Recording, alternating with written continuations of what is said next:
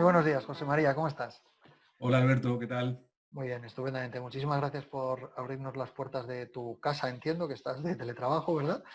Pues mira, estoy en la habitación de mi hijo pequeño. Qué buen sitio. Yo todavía no he conseguido, y es una de las cosas que siempre me pregunto, ¿no? Esta crisis, una de las cosas que me ha hecho de darme cuenta es que aquel despacho que quité, que tenía en su momento, vuelve a ser necesario. Cuando dije, ¿yo para qué quiero un despacho si no lo uso nunca? Pues ahora, molestando por la casa y migrando con el ordenador, Así. habitación por habitación, me veo peleándome. Que yo tengo examen, papá, que no entres aquí. O sea, que es muy... Yo- a mí me ves, estoy de ocupa en una habitación infantil. Oye, pues muchísimas gracias por recibirnos en tu casa, José María. Y bueno, pues como te comenté cuando te llamé por teléfono, pues bueno, pues es estas confidencias queríamos charlar un poco y que nos contaras desde tu punto de vista y también desde tu punto de vista de administración, no solamente personal, sino de administración pública, Mm. qué aprendizajes que habéis visto que estábamos haciendo bien, qué habéis visto que hay que cambiar, qué habéis visto con una pequeña ventanita al futuro que hay que empezar a mirar y que nos cuentes un poco ¿cómo ha afectado a tu trabajo, a tu día a día este tema? Pues la verdad que las cuestiones urgentes convierten en secundarias las importantes, ¿no? Y ciertamente la envergadura del impacto de esta crisis sanitaria primero y luego, como estamos viendo, económica después, hace que relativicemos la importancia de las cuestiones que antes le dábamos importancia, ¿no? Lo principal, todas las organizaciones nuestras lo están viviendo, la salud de nuestros trabajadores, la salud de nuestros compañeros y, por tanto, de nuestras familias, ¿no? Garantizar esa salud en primer lugar. Y se tomaron las decisiones oportunas, ¿no? De cerrar los centros de trabajo y luego, lógicamente, pues ese impacto de estar acostumbrados a aquello tan manido, ¿no? De la ventanilla de la administración y el papel en eterno movimiento a una administración que no estaba preparada para estos tiempos, ¿no? Los tiempos del teletrabajo y de la organización de la continuidad del trabajo administrativo con procedimientos informatizados en lugar de procedimientos vinculados al papel, ¿no? La verdad que el cambio de paradigma ha sido brutal, ¿no? Pero sí que hemos aprendido que esa capacidad de adaptación, esa capacidad de reacción es importante, ¿no? El español tenemos ese punto de genialidad que ante grandes males planteamos grandes remedios, ¿no? Incluso la administración, que es un monstruo, un elefante con grandes pies que va muy lento, ha sido capaz, en nuestro caso, pues eso, de implementar herramientas informáticas para poder teletrabajar, reconducir los procedimientos a procedimientos totalmente digitalizados y durante este periodo pues, se han seguido calificando promociones de vivienda protegida. Casi 1.500 viviendas he firmado la calificación en este periodo. Han seguido autorizándose ventas de vivienda protegida. Hemos tramitado ayudas de alquiler y, por tanto, lo que es el servicio ordinario de la administración no se ha paralizado, ¿no? Y luego, por otro, y quizá más importante, pensando en el futuro, una amenaza de esta envergadura como la que hemos tenido en el orden social y económico como la crisis del COVID-19, desde nuestra óptica se tiene que transformar en una oportunidad. Es decir, siendo tan malo como es la situación que tenemos, pero siendo el sector inmobiliario un sector que ya ha sufrido una crisis de esta envergadura, como fue la del 2008 y siguientes, estamos en condiciones de ser mucho mejores y convertirnos en elemento aglutinador y palanca de desarrollo económico y social, ¿no? Y en ese sentido, sí que he visto que en nuestro sector se ha abanderado, se ha liderado, las personas referentes de nuestro sector han hecho propuestas muy constructivas y muy positivas y yo creo que esa es otra enseñanza, ¿no? Uno tiene que poner todo su ingenio y toda su capacidad de trabajo en procurar un futuro mejor y no plantearnos un futuro solo de pesimismo, de subsidiación y de provocar un círculo vicioso de la economía, ¿no? Tenemos que estar todos alineados en provocar palancas de desarrollo, en reactivar la economía lo antes posible y que la libertad de las personas es tener un trabajo digno, un sueldo digno y que los proyectos empresariales se puedan desarrollar, ¿no? Y en ese sentido, esa es la enseñanza que yo saco de este periodo. ¿Fuisteis los primeros en decir hay que dar un paso para adelante, colaboración público-privada? Recuerdo que que ahora es un tema muy manido, ¿no? Y se oye en todas las conferencias, eventos sobre la colaboración público-privada, pero yo creo que fuisteis los primeros que de verdad apostasteis por ello. Y sin embargo, estamos empezando a ver ahora que hay otros ayuntamientos que se están dando cuenta que el sector inmobiliario, yo no sé si tanto por devoción como fue en vuestro caso, que yo creo que fue una firme creencia, sino por obligación, ¿no? Que ven que las arcas del Estado se están vaciando y que a lo mejor, oye, aquel tan odiado promotor inmobiliario resulta que no es ni tan odiado ni tan malo y es parte de la economía y es parte de la solución de la situación en la que nos estamos, ¿no? Entonces fuisteis los primeros, abanderasteis que íbamos a hacer todo este parque, corrígeme, creo que eran 15.000 viviendas, ¿verdad?, durante la legislatura. Sí. ¿Cómo ha quedado después de estos 4 meses? ¿Cómo ha quedado aquello? ¿Sigue siendo la misma apuesta? ¿Se ha reforzado, ha variado, ha cambiado? Pues te cuento, la verdad que es una cuestión de convencimiento, ¿no? Nosotros creemos en la sociedad abierta y creemos en que la riqueza se crea arriesgando capital, ¿no? Y es evidente que no hay capital público suficiente para generar más riqueza. El capital público lo que hace es consolidar esa estructura económica que permita el desarrollo futuro. Pero hace falta empresas y hace falta capital privado que se arriesgue, ¿no? Y en ese sentido era una cuestión de convencimiento por nuestra parte. Y luego también una visión objetiva de la realidad de las cosas. Si ya en el horizonte anterior los presupuestos públicos tenían un grado de limitación bastante alto, en este momento en que hemos perdido el 30% del PIB en este periodo concreto, ¿no? Y que el endeudamiento va a crecer un 20, un 25% y que vamos a hipotecar a las generaciones futuras, es evidente que no hay capacidad recaudatoria suficiente ni capacidad de endeudamiento suficiente para financiar las políticas públicas sin que existan empresas que desarrollen su actividad y ganen dinero para reinvertir el capital en proyectos que beneficien a todos, ¿no? En ese sentido, lo que era una creencia se convierte en una realidad objetiva, ¿no?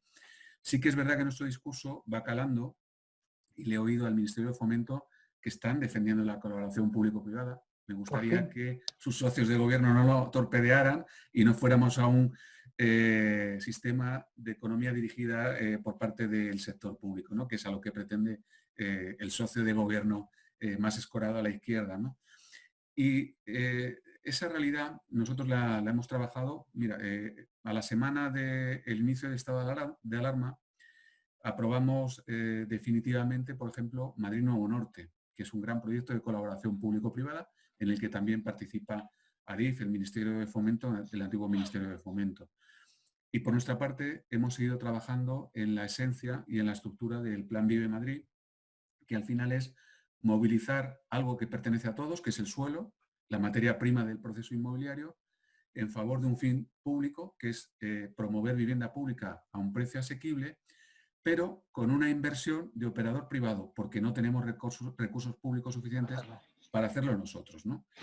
En ese sentido, el proyecto desde el punto de vista jurídico está muy avanzado. Estamos ya en disposición de casi iniciar la tramitación de los pliegos concesionales.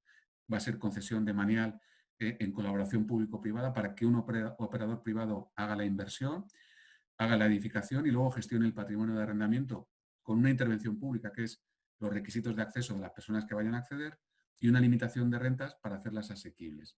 Pero la explotación va a ser privada porque al final el operador privado es más eficiente en la gestión de sus activos y al final va a generar una rentabilidad que va a retornar también en beneficio de todos vía impuestos. Ese es el círculo virtuoso de la economía que nosotros queremos propugnar.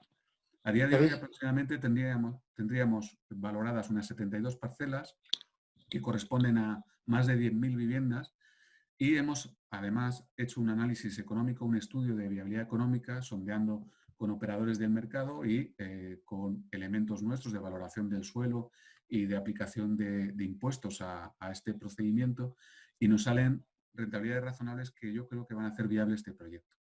Al fin y a la postre, si Madrid es capaz de licitar suelos para 10.000 viviendas en lugares atractivos, hay ofertas suficientes con financiación suficiente para invertir 1.000 millones de euros aproximadamente que cuestan esas 10.000 viviendas en los próximos 2 o 3 años, estaremos creando del orden de 30.000 empleos directos, unos 70.000, 80.000 indirectos y retornando en favor de la administración, de las 3 administraciones, estatal, autonómica y local, más de 200 millones de euros de retorno en vía de impuestos. Quiere decir que al final la colaboración público-privada lo que hace son retornos positivos en favor de la administración le descarga de ese esfuerzo presupuestario que no tiene, no compromete gasto presente ni endeudamiento futuro, y lo que hace es reactivar la economía como palanca de impulso, ¿no? Yo creo que esta fórmula es la fórmula adecuada en este momento y ojalá cunda el ejemplo en todas las administraciones y vean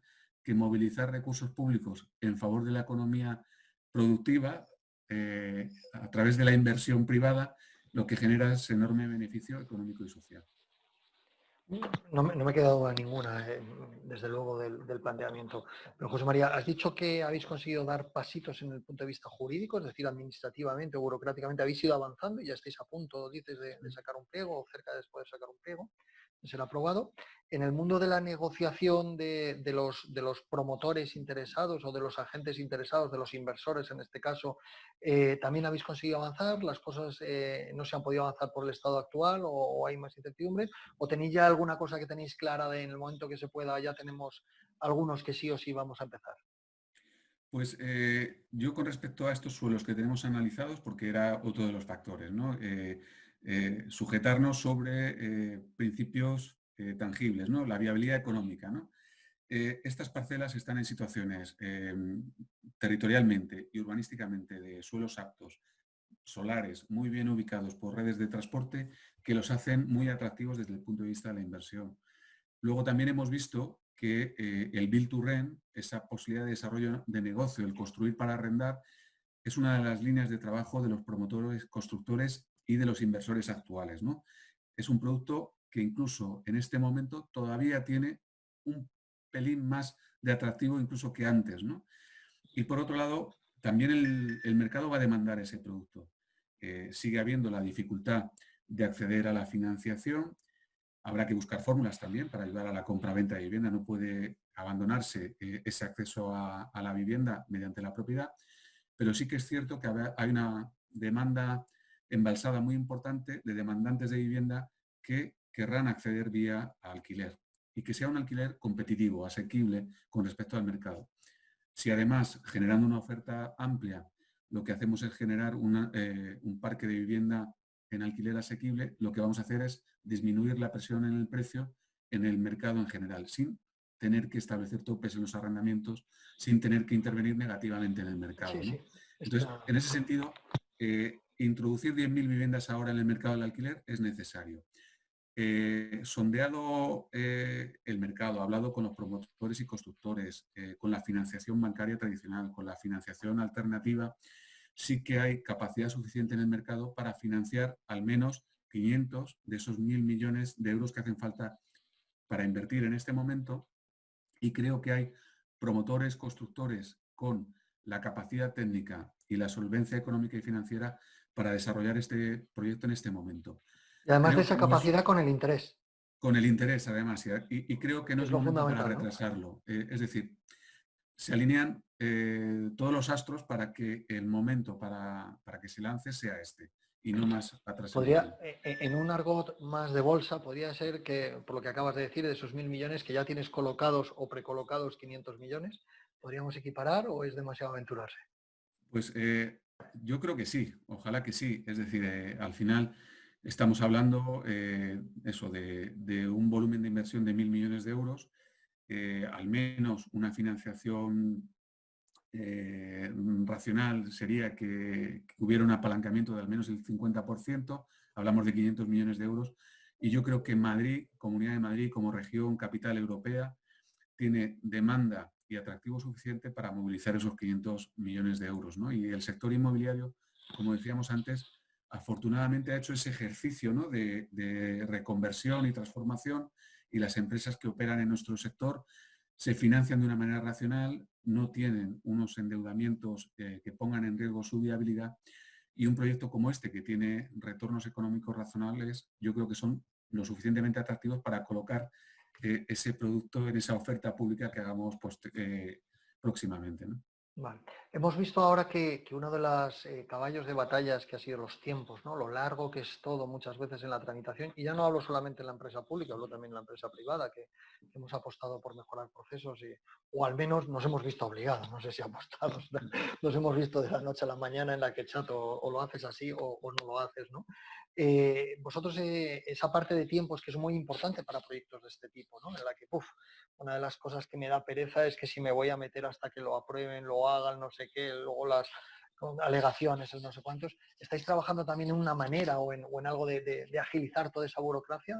¿Estáis también con el foco ahí? Sí, uno de los elementos que vamos a introducir en los pliegos es dar prioridad, por un lado, a la calidad técnica de la construcción, sin menoscabo de que apostemos por una reducción sustancial de los plazos. Va a ser uno de los factores que vamos a introducir. También en el objetivo de poner sobre la mesa la potencialidad de que se apueste por la industrialización en la construcción y desde el lado del operador reduzcamos plazos y que pongamos en servicio lo antes posible estas viviendas. Y luego, por el lado de la administración, Eso te iba a decir, que somos dos lados. claro, en los procedimientos de licencia. Como bien conocéis, se está tramitando por la Comunidad de Madrid una modificación de la ley del suelo de la Comunidad de Madrid, que lo que busca es la agilización, sobre todo en licencias de obra y licencias de primera ocupación, particularmente. También el Ayuntamiento de Madrid, en paralelo, está revisando su normativa y sus procedimientos para simplificarlo y acelerarlo. Y en todo caso, en este proyecto en particular, nosotros, por un lado, nos alinearemos con los ayuntamientos para, lógicamente, promoviendo suelo con destino a vivienda asequible de promoción pública, colaboren con nosotros para que no se alarguen los procedimientos de licencia. Y en todo caso, este proyecto, a ser un proyecto estratégico de la Comunidad de Madrid, siempre tendría la posibilidad de la autoconcesión de licencia por parte del Consejo de Gobierno de la Comunidad de Madrid para que no introduzcamos un factor distorsionador absoluto como es el retraso en las licencias en este proyecto. Una realidad, entonces. Por lo que dices, ya Sí, estamos porque avanzando. Parece que los papeles ya van estando formales, que al menos hay interés por parte del sector privado de al menos 5.000 de las 10.000 viviendas de empezar a promoverlas y encima hay interés desde el punto de vista de agilizar los procesos, ¿no? Esto parece que tiene que ser sí o sí un caballo ganador, ¿no? sí, no cabe otra. Es decir, lo que no tiene ningún sentido, y esa es una de las reflexiones que yo hacía a los diferentes operadores jurídicos de la Administración, ¿no? Lo que no tiene sentido es que en los procesos de desarrollo urbanístico, en el urbanismo, se generen cesiones obligatorias de suelo para un fin público y resulta que por la propia complejidad de la normativa, tanto de suelo como de contratación pública, como de patrimonio, como administración seamos incapaces de poner en servicio ese suelo en favor del fin para el cual fue cedido. Es una contradicción Sí, intermedia. Es absurdo, decir, absurdo, es que es absurdo. absurdo. Entonces yo decía, ¿cómo puede ser que nuestra propia normativa que obliga a poner a disposición estos suelos nos impida ponerlos en servicio en favor de los ciudadanos? ¿No? Bueno, eso ha sido un acicate para ir resolviendo esos obstáculos y ver que nuestra función tiene que ser proactiva y positiva. Yo no veo otro papel que deba tener la Administración, que facilitar un marco de seguridad jurídica adecuado y que los bienes públicos que puedan cumplir un fin público, ponerlos en servicio. No veo otra. A lo que están. Y luego, desde el punto de vista ideológico también, no veo y no veo nunca la posición de la Administración interviniendo en el mercado, introduciendo factores distorsionadores o bien de precio o bien de demanda o factores fiscales que lo que al final hagan es desincentivar el riesgo de capital, ¿no? Es decir, si tú estableces una política fiscal, en este caso, que también distorsiona nuestro sector, ¿no? Habrá que revisar el IVA que afecta a la vivienda, particularmente a la promoción de vivienda en alquiler. Hay que establecer deducciones fiscales que incentiven la compra de vivienda o el arrendamiento de vivienda o la movilización de vivienda vacía con destino al arrendamiento.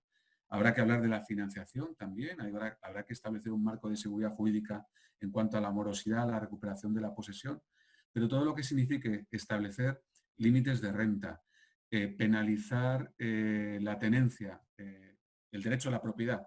¿Ves? Estoy cayendo yo en el error, hablo de tenencia y de ocupación. No, el derecho a la propiedad, a tener un patrimonio de vivienda, todo eso al final provoca el efecto perverso contrario. Lo hemos Contrario, visto en no tiene, yo Barcelona creo que y lo hemos visto en otros modelos que al final lo que provocan es justo el efecto contrario. Menos oferta y más incremento de precio. esto, por mucho que les pese a algunos, esto ya está, se estudia y está demostrado, así que hay poco que discutir sobre ello.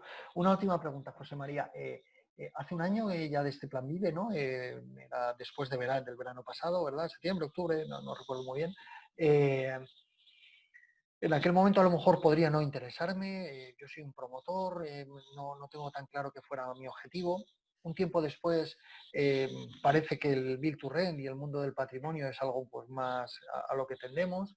Es cierto que ahora hay una incertidumbre, una inquietud, un despiste generalizado y después de lo que tú estás comentando, oye, pues los números parece que cuadran. Yo ayer no estaba interesado, pero hoy sí. ¿Qué tipo de promotor es el que se está acercando? ¿Qué tipo de agente es el que se está acercando a vosotros? ¿Os vale cualquiera o ponéis unos parámetros de, oye, mira, si no tienes más de tanto, si no haces más de qué, o bueno, no sé cuántos? Imposible. Y segundo, ¿cuál es el mecanismo para acercarnos a nosotros? ¿Hay un sitio en el que llamo y digo, me pongan ustedes con José María o hay una licitación pública que hacer? Es decir, ¿puedo estar interesado? Primero, ¿podría optar? ¿Soy suficientemente bueno para vosotros? Y segundo, ¿cómo os llamo?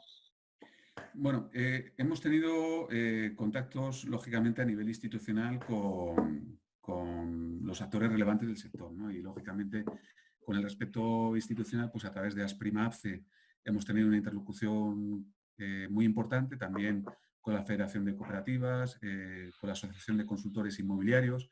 Hemos tocado a la representación institucional, ¿no? La Administración, lógicamente, tiene que tener cierta prevención a la hora de los contactos bilaterales, ¿no? con actores privados, ¿no? que también se han producido, ¿no? Pero la canalización de interés y de información o de contrastar ideas se ha hecho institucionalmente y eso ha ayudado a ir enriqueciendo el proyecto. Es decir, para el promotor privado, lógicamente, la seguridad jurídica era fundamental. ¿Ante qué negocio jurídico nos vamos a enfrentar? ¿No? Y eso era muy importante.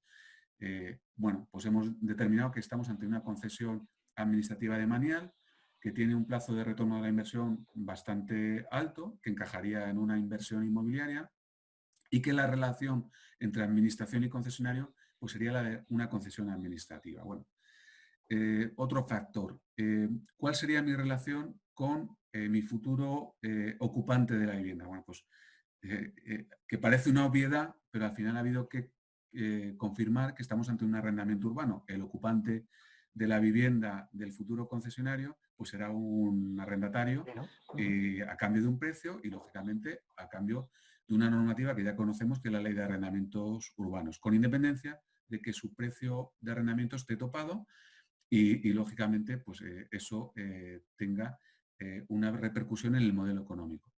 Y luego está ese factor, el modelo económico. El operador privado lo que dice, oye, ¿qué canon me vas a cobrar? ¿Qué obligaciones voy a tener?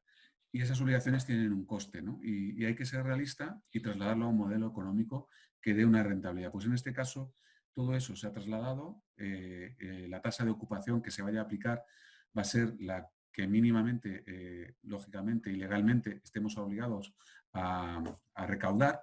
Pero en todo caso, lo que va a hacer es que no altere nuestro objetivo público, que es poner a disposición miles de viviendas con un precio asequible, ¿no? Y eso, a su vez, con un break-even, un punto de retorno de la inversión y con una TIR razonable para gestión de patrimonios en arrendamientos, lo haga atractivo para el sector institucional. Todo eso, en un diálogo permanente, se ha ido hablando con el sector.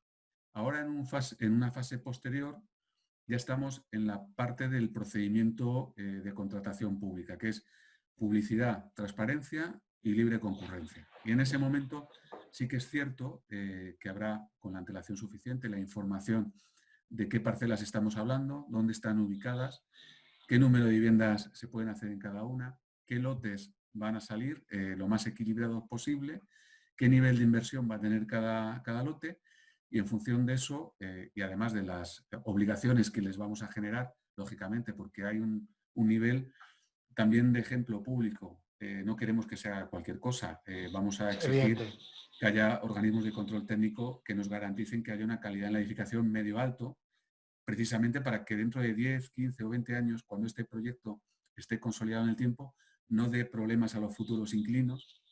También que apostemos por la eficiencia energética, no a lo mejor una passive house, pero sí un nivel o estándar de eficiencia energético alto que provoque un alineamiento con los objetivos de desarrollo sostenible y, a su vez, una garantía de solvencia económica que, lógicamente, hace que haya una barrera de entrada, porque, lógicamente, lo que no podemos arriesgarnos es a que alguien nos haga una oferta concesional atractiva que luego resulte que por su incapacidad económica o de capital sea incapaz de desarrollar, ¿no? Eso en este momento sería casi peor que no sacar las parcelas a concurso. El dejarlas desiertas sería igual de peligroso, o que se quedaran a media o construir, ¿no? Entonces tiene que haber una solvencia económica que hará que, lógicamente, en este momento pues hay promotores, constructores que tengan un ratio de endeudamiento bajo o que tengan la capacidad de acudir a financiación vía fondos e incluso a la financiación bancaria tradicional, porque también los operadores de banca tradicional también han preguntado, ¿no?, por este proyecto y han hecho las debidas... Costará, Claro, han José hecho las María. preguntas de análisis de riesgo, ¿no? Pero Oye, costará que entren, tienen que mover mucho los grandes bancos todavía, yo creo que les costará entrar en las primeras. sí, pero bueno, en este modelo concesional, como en cierto modo permite el acceder a la financiación tradicional, porque al final una concesión administrativa de Manial es inscribible en el registro de la propiedad, es hipotecable y es titulizable, pues la financiación bancaria tradicional, bueno, lo asimila a un préstamo promotor, aunque hay matices, claro, aquí no estamos grabando el suelo, ¿no? Pero en cierto modo se podrá acceder también a la financiación bancaria tradicional. Es decir, se han tenido en cuenta todos esos factores para que un promotor solvente, lógicamente, pueda financiarse y, lógicamente, ya veremos si acompañado de un gestor de patrimonios en arrendamiento o otro tipo de partner, acudan a esta licitación. Entendido. Pues yo creo que nos has dejado muy claro vuestra apuesta, que yo creo que, como tú has dicho, es devoción, no es por obligación. Fuisteis los primeros y habéis confiado en ellos porque creéis que es la manera de retroalimentar la economía. Te agradezco muchísimo las dos cosas. Primero, tu predisposición personal para atendernos, y segundo, tu predisposición personal e institucional para atender al sector, ¿no? Y estar siempre al lado del madrileño, ¿no? Muchísimas gracias, José María, y iremos viendo, si te parece, durante el tiempo, con estos pequeños sketches, cómo va evolucionando este Plan Vive y vuestras actuaciones. ¿Te parece? Pues muchísimas gracias a ti, Alberto, y ha sido un placer. Igualmente. Un fuerte abrazo. Hasta ahora. Gracias.